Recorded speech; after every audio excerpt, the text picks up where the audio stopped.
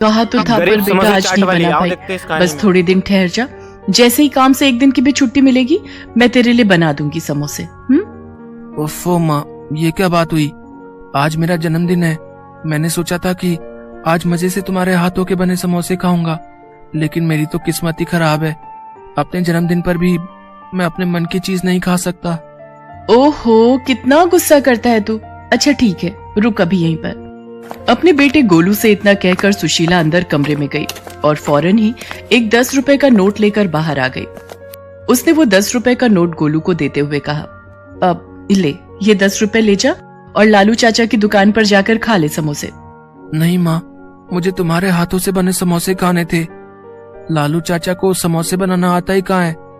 ना तो उनके आलू में वो स्वाद है और ना ही तुम्हारे समोसे जैसा करारापन होता है उनमें। तुम रहने ही दो, जब टाइम मिले तब बना देना मेरे लिए। और इतना कहकर गोलू घर से निकल गया।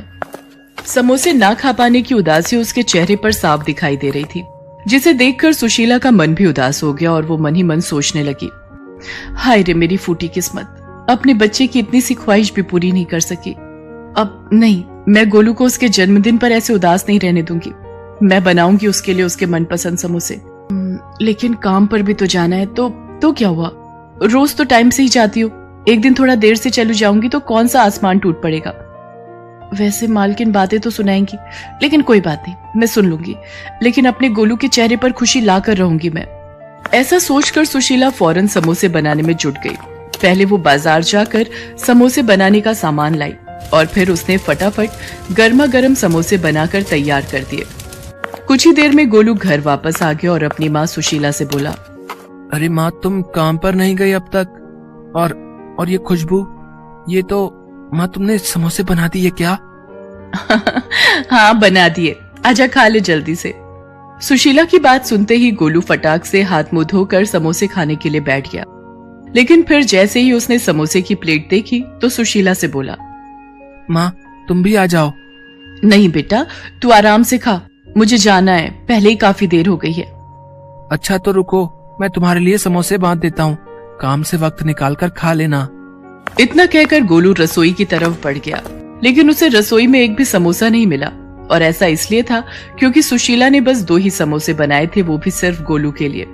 असल में सुशीला के पास इससे ज्यादा समोसे बनाने के लिए ना तो समय था और ना ही पैसे, और ये बात समझने में गोलू को जरा भी देर नहीं लगी। अच्छा, तो माँ ने अपने लिए समोसे नहीं रखे। अब कोई बात नहीं, बाहर प्लेट में 2 समोसे तो हैं ही, एक माँ को बांध देता हूँ और एक मैं खा लेता हूँ।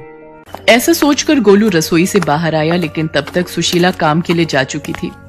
गोलू के लिए समोसे बनाने की हड़बड़ी में सुशीला ने खुद कुछ भी नहीं खाया था और वो भूखी प्यासी दौड़ती हुई काम पर पहुंची, जहां उसकी मालकिन नलिनी गुस्से से उबल रही थी। नमस्ते मेम साहब, माफ कीजिए, आज थोड़ी देर हो गई। वो आज मेरे बेटे का जन्मदिन है, सुबह सुबह समोसे खाने की जिद पकड़कर बैठ गया तो मैं बस। देख सुशीला, मैंने तुझे काम पर रखने से पहले ही बता दिया था कि मेरे साथ ये देर से आने की नौटंकी नहीं चलेगी। तुझे पता है ना कि साहब को सुबह सुबह ही काम पर जाना होता है। आज तेरी वजह से उन्हें सिर्फ दूध और फल खाकर ऑफिस जाना पड़ा, और बंटी वो बेचारा भी बस फ्रूट्स लेकर ही गया है टिफिन में। बस आज के लिए माफ कर दीजिए मेम साहब, दोबारा आपको शिकायत का मौका नहीं मिलेगा।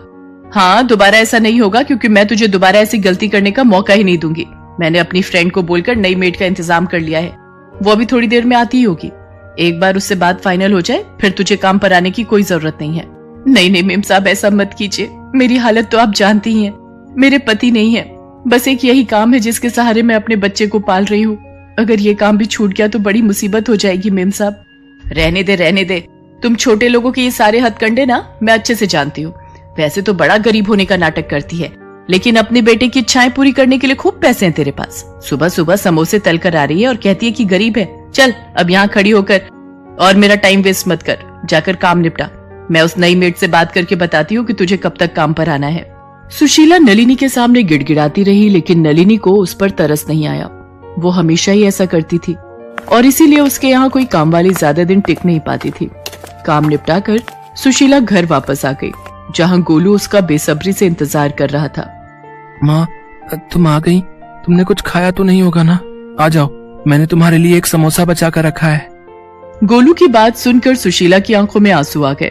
उसने फौरन आगे बढ़कर गोलू को अपने सीने से लगा लिया और रोते हुए उससे बोली, मुझे माफ कर दे मेरे बच्चे, मैं जानती हूँ कि मैं बिल्कुल भी अच्छी माँ नहीं हूँ। नहीं माँ, ऐसा मत बोलो, तुम बहुत अच्छी हो। और तुम्हें पता है तुम्हारी सबसे अच्छी बात क्या है? तुम्हारे ये समोसे। हाँ माँ, सच में। और इस बार जो चटनियाँ बनाई थी तुमने, आहा, मजा ही आ गया माँ, बिल्कुल चाट सी बन गई थी। हाँ, समोसा चाट। तुम रुको, मैं अभी तुम्हारे लिए वैसे ही समोसा चाट बनाकर लाता हूँ जैसे आज मैंने खाई थी। इतना कहकर गोलू सीधा रसोई में गया और फिर उसने बचे हुए एक समोसे को एक प्लेट में तोड़कर उस पर तीखी और मीठी चटनी डाल दी। फिर उस पर थोड़े से चने भी डाल दिए और फिर उसे लेकर सुशीला के पास गया। लो माँ, खाकर देखो इसे। अरे ये क्या हाल कर दिया तूने समोसे का? और ये चने कहाँ से लाया? पड़ोस वाली शांति चाची दे गई थी। उनके पास हमारी एक कटोरी थी ना, उसी में ये चने रखकर लाई थी। माँ, अब तुम ये सब बातें छोड़ो और ये समोसा चाट खाकर देखो। सुशीला गोलू की तरफ देखकर मुस्कुराई और फिर उसने समोसा चाट में से एक चम्मच चाट लेकर चखी और फिर गोलू से बोली, अरे वाह गोलू, तूने तो सचमुच में ही कमाल कर दिया। ये तो बहुत बढ़िया है, ले तू भी खा। सुशीला गोलू को खुश देखकर बहुत खुश थी। नलिनी के घर जो कुछ भी हुआ था वो उस बारे में भूल ही गई थी। लेकिन फिर, माँ, इस बार जब तुम्हें काम के पैसे मिलेंगे तब ढेर सारे समोसे और ऐसी ही ढेर सारी चटनी बनाना और चने भी बना लेना। फिर मैं अपने सारे दोस्तों को ऐसी ही समोसा चाट खुद बनाकर खिलाऊंगा। गोलू की बात सुनकर सुशीला जैसे होश में आ गई और उसकी आंखों से आंसू बहने लगे। अरे माँ, तुम रो क्यों रही हो? क्या हुआ? गोलू, इस बार जो पैसे मिलेंगे काम से, शायद उन्हीं में काफी समय काटना होगा। आज काम पर देर से पहुंची थी ना, तो मालकिन बहुत ज्यादा गुस्सा हो गई। शायद वो मुझे काम से निकालने वाली हैं। क्या? बस एक दिन देर हो गई तो इतना गुस्सा? कोई बात नहीं माँ, तुम चिंता मत करो। और वो खड़ूस आंटी तुम्हें काम से निकाले उससे पहले तुम ही उसके यहाँ से काम छोड़ दो। हैं? ये तो क्या बोल रहा है गोलू? जब तक कोई और जगह काम नहीं मिलता कम से कम तब तक तो। नहीं माँ, अब तुम्हें किसी के घर जाकर काम करने की जरूरत नहीं है। मैंने सोच लिया है कि अब क्या करना है। अब से तुम और मैं मिलकर समोसा चाट बनाएंगे और उसे बेचेंगे। तुम देखना माँ, हमारी बहुत अच्छी कमाई होगी।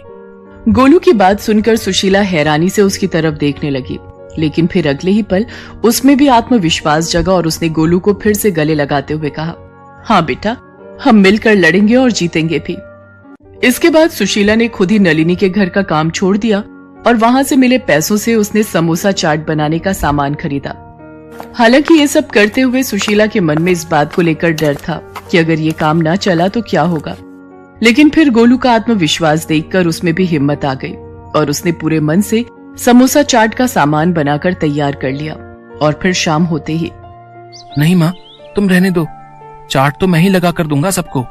जितने मन से सुशीला ने समोसे बनाए थे, गोलू भी उतने ही मन से समोसा चाट लगाकर सबको दे रहा था।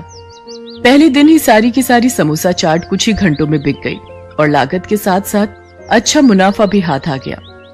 सुशीला और गोलू बहुत खुश थे। फिर कुछ दिनों बाद, अरे सुनो बच्चे, मुझे समोसा चाट को ऑर्डर देना है। आपको लाइन में लगना होगा, ये सारे लोग ऑर्डर देने के लिए खड़े हैं। उस जगह पर वाकई बहुत भीड़ थी और नलिनी को उसी भीड़ से जूझते हुए आगे बढ़ना पड़ा। और फिर जैसे ही उसने सुशीला को वहाँ पर ऑर्डर लेते हुए देखा तो उसे अपनी आंखों पर विश्वास ही नहीं हुआ। अरे सुशीला, तुम ये मशहूर समोसा चाट की स्टॉल चलाती हो? लेकिन कैसे? इतनी जल्दी इतना सब कैसे कर लिया तुमने? बस अपने बच्चे की इच्छा पूरी करती रही मेम साहब, और भगवान पर भरोसा बनाए रखा, क्योंकि वो तो सब जानता है ना कि कौन क्या है। वैसे आपका कितना प्लेट का ऑर्डर है? पैसे एडवांस ही देने होंगे आपको। सुशीला और गोलू की तरक्की जहां उन दोनों के लिए उनकी मेहनत का फल थी, तो वहीं नलिनी जैसे लोगों के लिए एक सीख भी थी कि भले ही आप कितने ही अमीर क्यों ना हो, कभी भी किसी को छोटा समझकर उसकी बेइज्जती नहीं करनी चाहिए। ऐसी वीडियो देखने के लिए लाइक एंड सब्सक्राइब जरूर करें। धन्यवाद।